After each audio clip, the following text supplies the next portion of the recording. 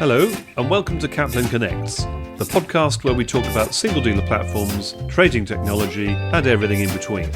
I'm John Ashworth. In each episode, we'll dive into the trends, tools, and talent shaping the future of electronic trading. Join me as we unpack what's new and what's next. My guest on this episode of Caplin Connects is Bob Tull. Bob is the Global Head of Fixed Income, Currencies and Commodities for Fifth Third Bank, where, if my spies are correct, he has served for just 2 months short of 25 years. I'm lucky enough to have known him for 8 of those years, and for full disclosure, he is a client of Caplin. I've seen Bob at close hand with his staff, former employees, and working the room at trade shows. This is a man who commands huge respect in the industry, so it's a great privilege to call him not only a friend, but also to have him as a guest on Caplin Connects. Bob, you're very welcome. Thank you, John. A pleasure to be here. 25 years with a bank. How did it all start, Bob? How did it start? The Fifth Third start was very simple. I used to be at a competitor, and long story short, I guess I took enough of their clients that they figured they're better off hiring me than not. But as it really thinks about when I started in the industry, it was back in mid-'80s. And I will say banking, financial services has been in the family really starting with my great-grandfather and my grandfather, my father. So there's a lineage there. But essentially, I did an internship at a bank in Oregon. And you'll appreciate this. I was in the Treasury area. And as I went into the internship, I had to write down the various Fed fund trading rates at the time on a whiteboard. And I was so good at writing Fed fund rates at the whiteboard that they said, well, you can write these currency rates down as well. So I spent my days on a whiteboard erasing and writing, and that was essentially how I got hooked into the industry. And then from there, after college, I went back to work, and the rest is history. Been fantastic. It's been a great run. So you knew how to behave just from listening to what your ancestors were telling you as you were growing up? I don't know if I knew how to behave. That's another discussion. But what I will say is once you hit a trading floor, I really don't care the size of the floor. But I think once you feel the energy in that room and what it looks like today is slightly different than what it looked like 25, 35 years ago.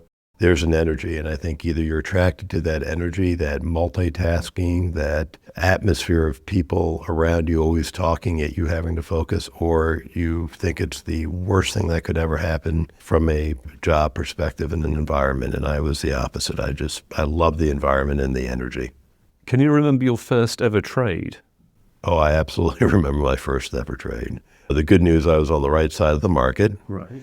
And I started out trading Fed funds when there was a true Fed funds market, and banks use Fed funds to fund. But I remember the first trade because I was the lone person on the desk. It was late on Friday, and a late call came in. And it was one of those where I think I had a blue shirt, and it was very clear that I was perspiring the whole time, hoping it was done correctly. And then I called my boss and walked him through it. He said, yep, you got it. We'll see you Monday morning at 6 a.m. Excellent. So you're on your way. And what role were you actually employed as a trader then? I was actually employed as a trader. Yeah, or I'll say an execution trader. And what path have you taken to the role that you're in now? You look like a guy who's had a lot of time in sales. Yes, it's an easy question to answer, and I'm not sure I really had a defined path.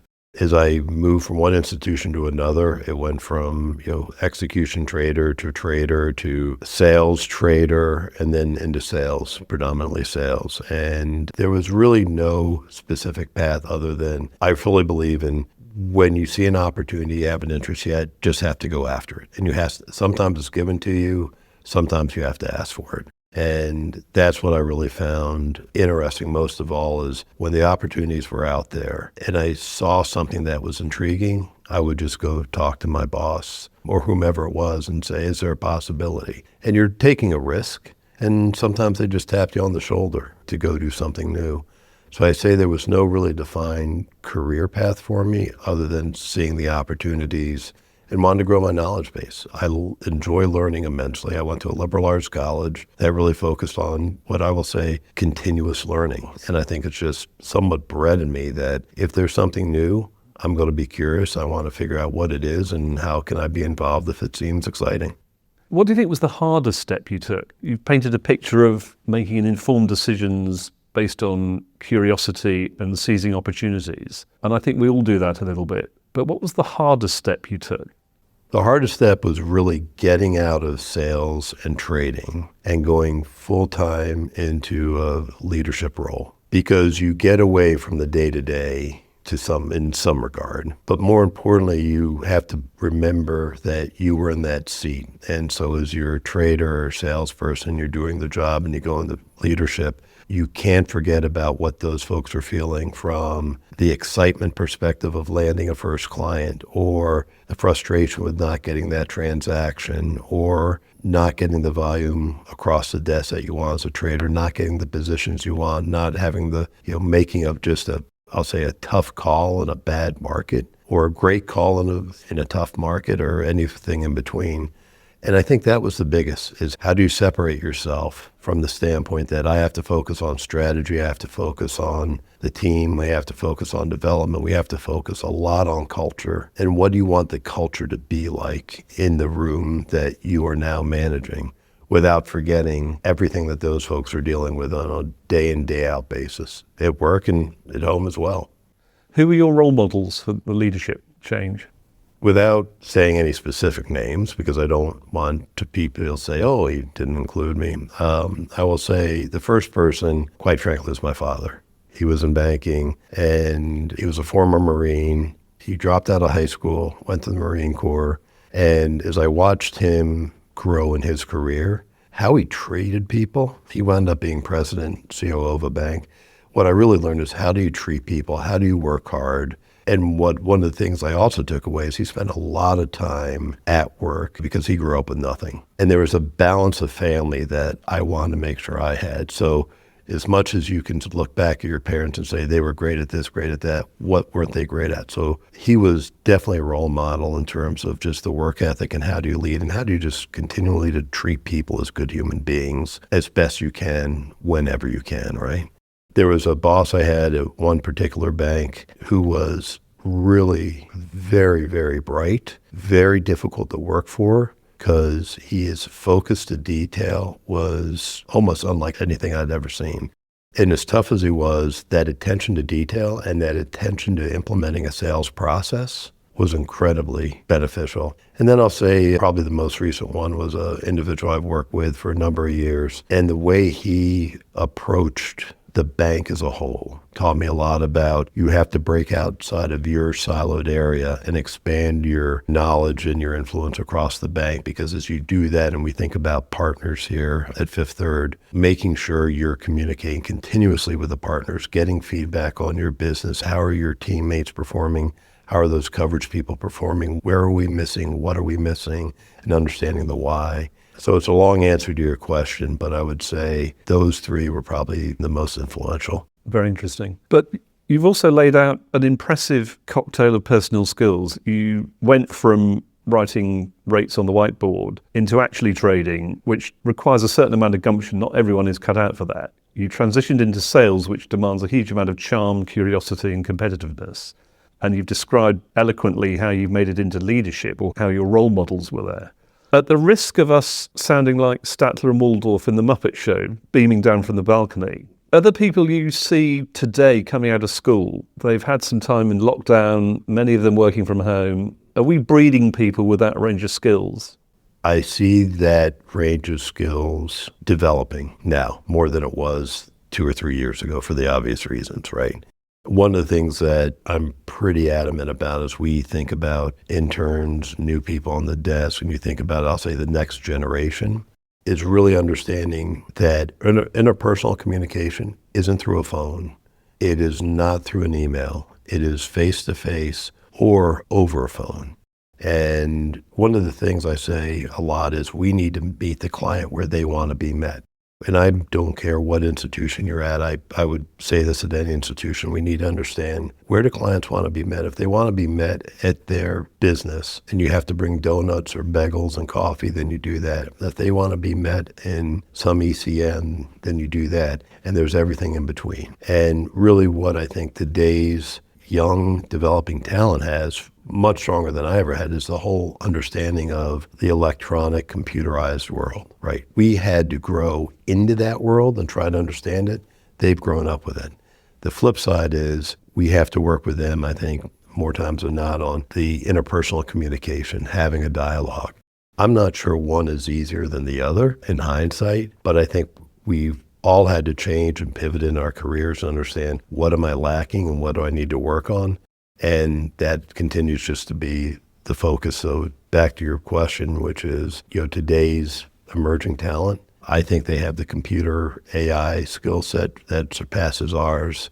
I think where we can lend them a hand is how do you really learn to understand and work with people. But even coming out of school today, we see it much stronger than we did right after COVID for the obvious reasons. Going back to the start of your career, actually before Fifth Third, you mentioned you had time with a competitor bank. What are the biggest changes you've seen in the market from then until now? The biggest changes, I think, first is the electronification of the business, without a doubt. As you well know, everything used to be phone, and it was 2 phones to either ear. That has basically gone by the wayside, and everything is point and click, for lack of a better term now. I also think the business itself is changed. We talk about the energy in the trading room. I think a bit of that energy is gone, only because of the lack of the voice trades are no longer. You don't have brokers anymore. There's no squawk boxes, or there are, but not in the way that we knew them.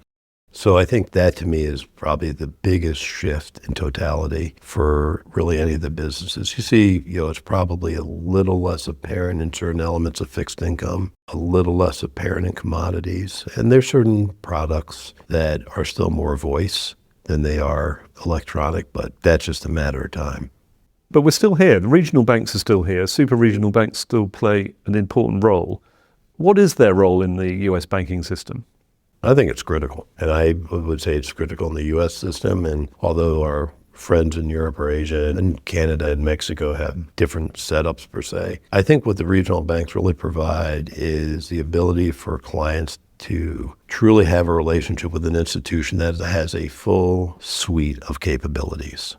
And it's not to say the trillionaire banks don't do that, but my personal experience has been our most valuable clients tend not to be the ones that are going to be attractive to the larger banks. Yet our most valuable clients need the services that we provide, and they expect not one for one in terms of what we can do against a trillionaire bank, but they're expecting pretty close to a one-to-one experience.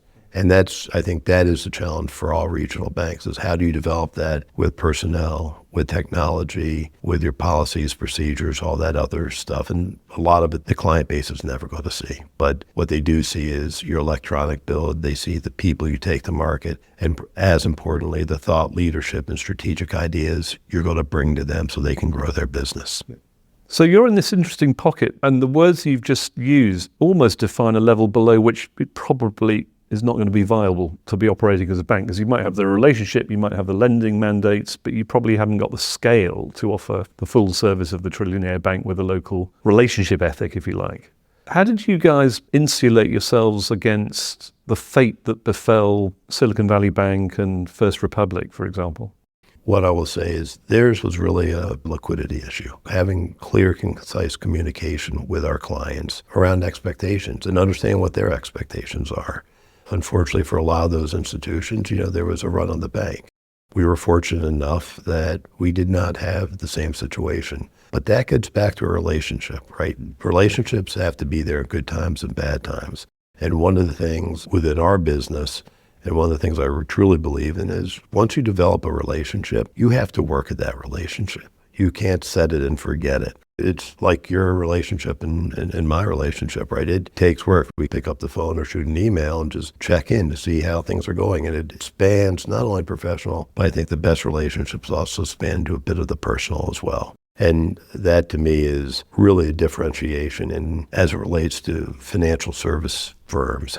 Well, it's heartening to hear there's room for that in 2025. I think there's room for 2045, but I probably won't be, at least here. Hopefully I'll be somewhere else practicing it, and retirement-wise.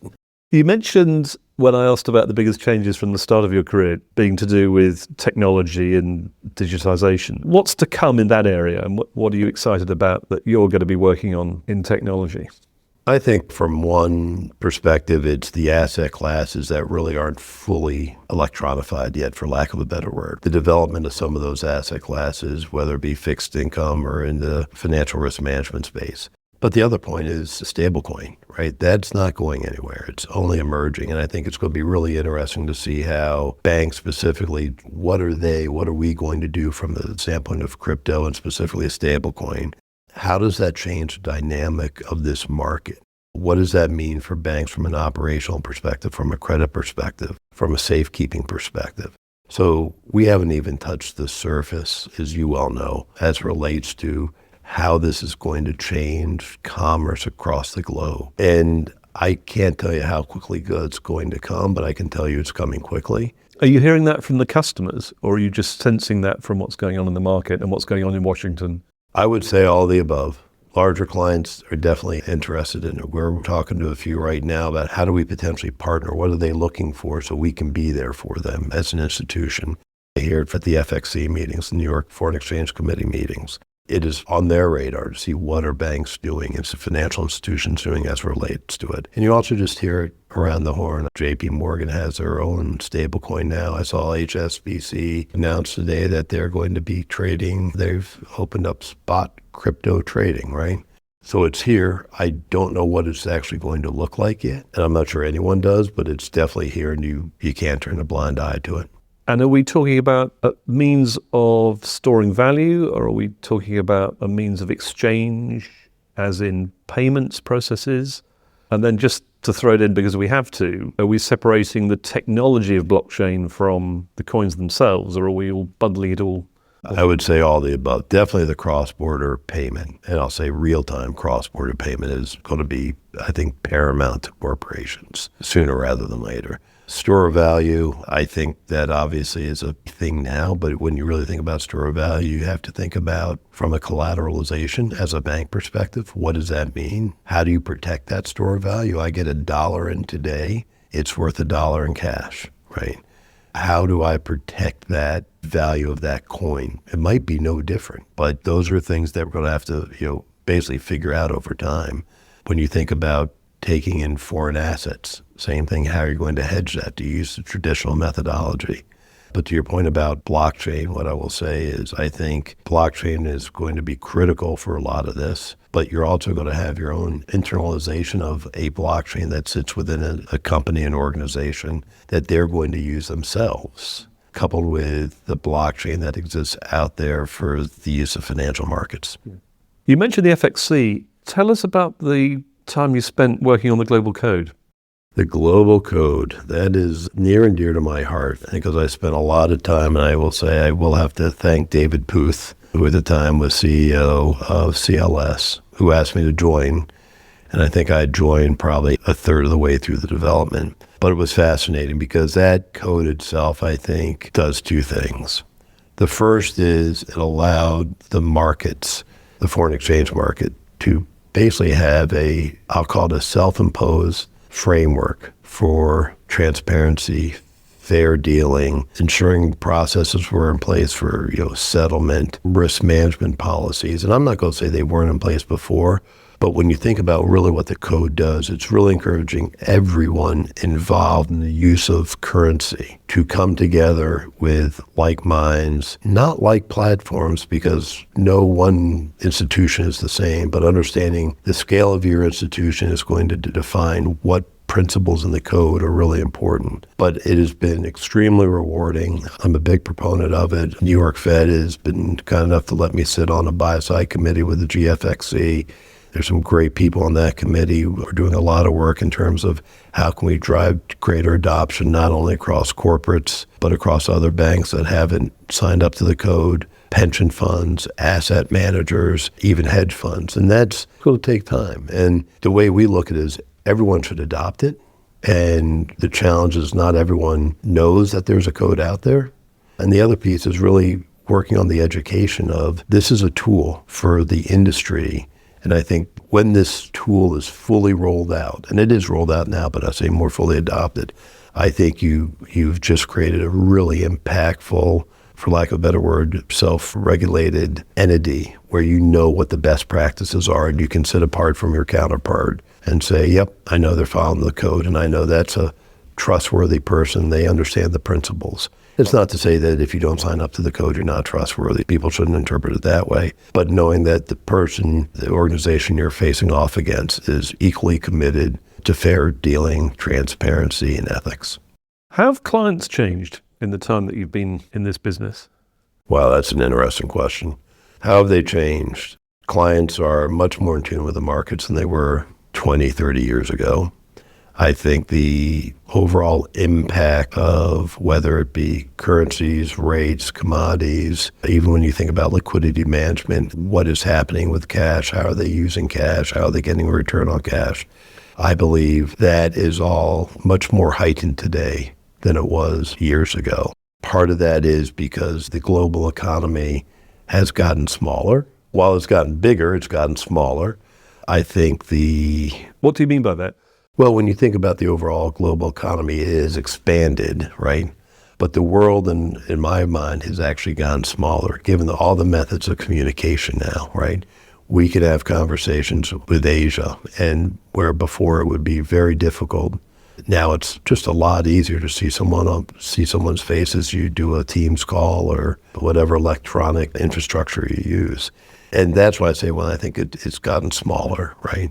And the client base also has gotten much more in tune, not surprisingly, because they have had to, very similar to all financial institutions, with the electronic infrastructure within their organization and how do they use it in such a way it can drive more efficiency for them. And again, as a financial entity and as a partner with some of these firms, you have to figure out the same thing. It's back to relationships. How can you help them make their job easier and more efficient? And I'm not sure you had that same thought process 20 years ago, 30 years ago with clients and institutions.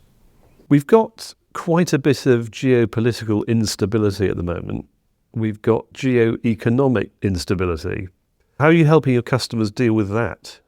So we do a couple things right now. One is we are sending out almost weekly, if not every other week, a trade update that we send out to our client base, send out internally, and they'll, through the networks that we have here externally as well. Really trying to keep clients on the forefront of what's happening. We do a series of various, what we call trade talks, trade roundtables with CEOs and CFOs. And we've done that in a number of our regions. And a lot of it is what I will call just hand-to-hand, picking up the phone, having conversations.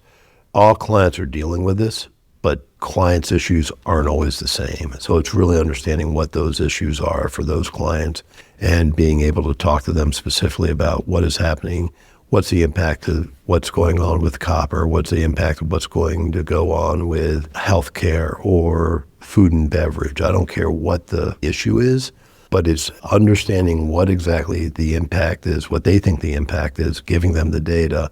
And then the other part of it is just having a discussion of really where do they see this impact in their business and how can we help them navigate through that.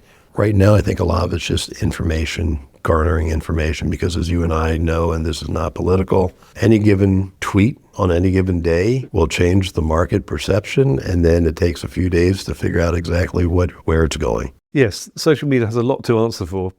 Going back to what you were saying about technology and some asset classes being more digitized than others, what are the quick wins that you see in the next 5 years or so?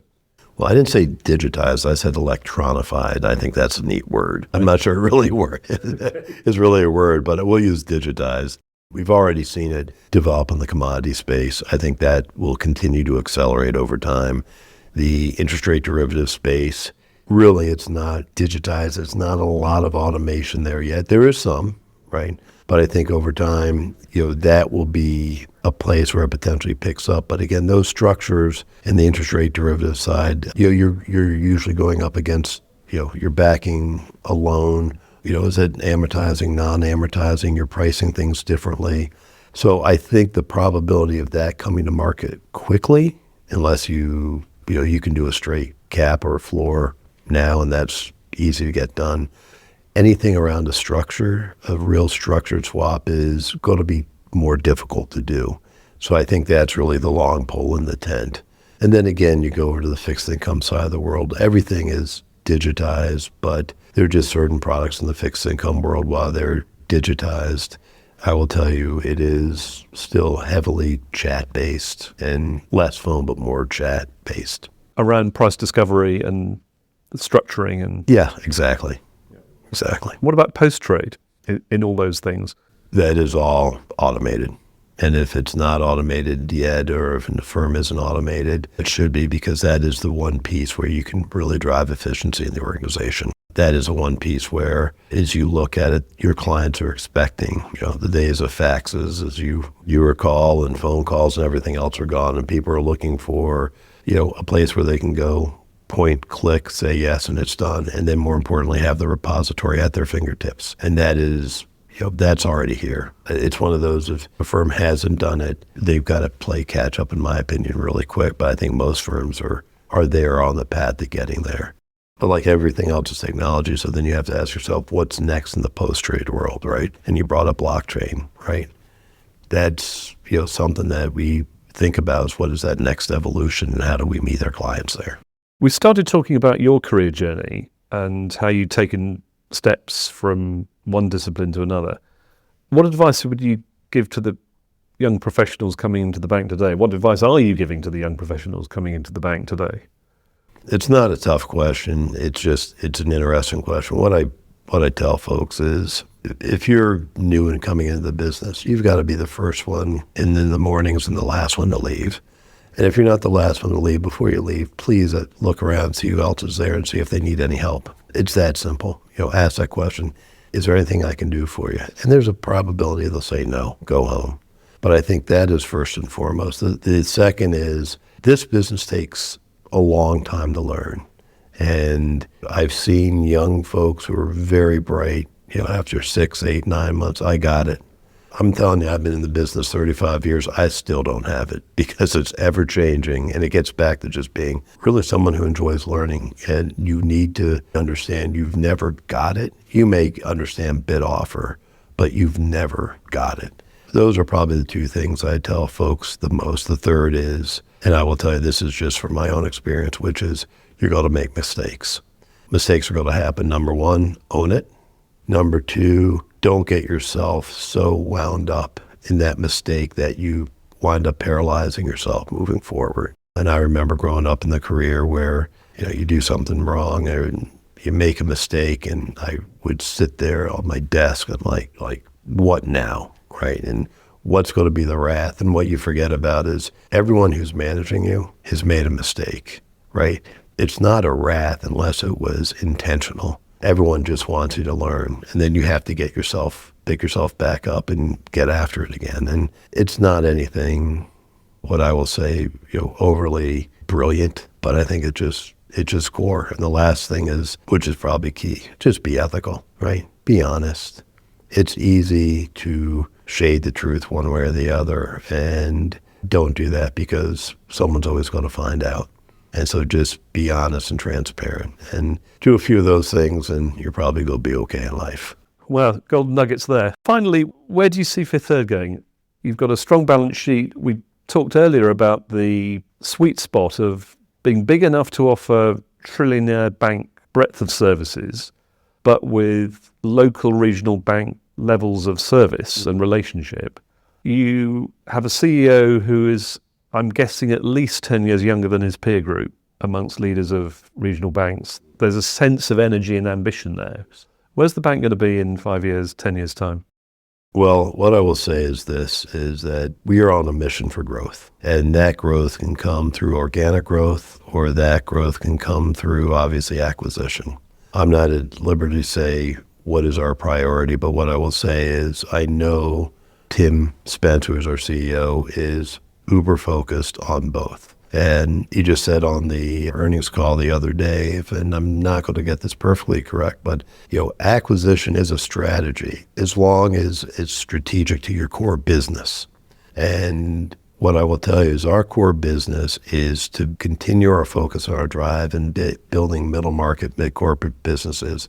and also working with those multinational businesses where we can provide a service to them at a differentiated level. And so in 5 years, I can't tell you how large we're going to be, but what I can tell you is that I do believe that this bank has got a strong future. We will look different for sure. What we look like, I don't know, but I think the core value of the bank being the one bank people most value and trust, that's not going to change, right? That will continue to be a heart of what we do in delivering our one bank model for our clients. After that, size, scale, I'm looking forward to the ride. And, we can talk in 5 years and I'll give you the answer. Well, I hope we're going to be talking in more than that as well. Who knows? Bob, look, I've thoroughly enjoyed the conversation. Thank you so much for your time.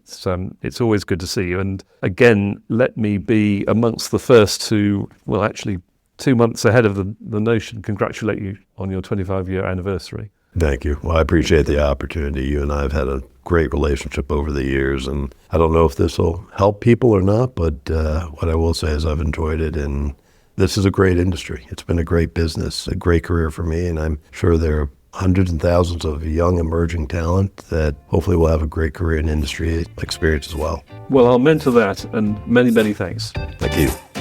Thank you for tuning into Caplin Connects. If you enjoyed the episode, please be sure to like and subscribe so you never miss what's next. If you'd like to learn more, head over to caplin.com and check out the team behind the show.